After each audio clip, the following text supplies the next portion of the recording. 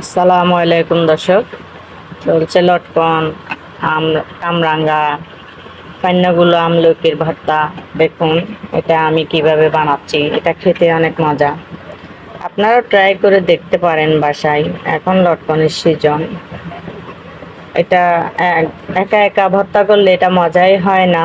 এটার মধ্যে অন্য কিছু দিলে ভালো লাগে। সেজন্য আমি 3-4 রকমের ফল মিক্স করে দিয়েছি। লটকনের সাথে ফান্নাগুলা পিস পিস করে কেটে দিয়েছি। কামরাঙ্গা সেটাও পিস পিস করে কেটে দিয়েছি।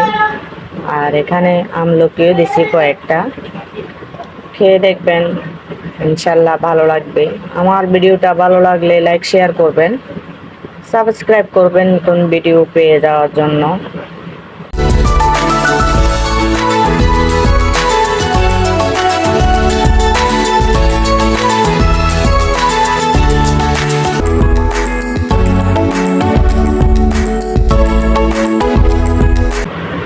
দেখুন এগুলো আমি কিভাবে ছুলে নিচ্ছি।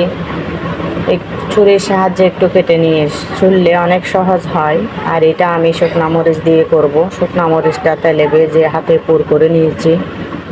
তার মধ্যে একটু চিনি আর স্বাদ মতো লবণ দিবেন, তাহলে ভালো হবে।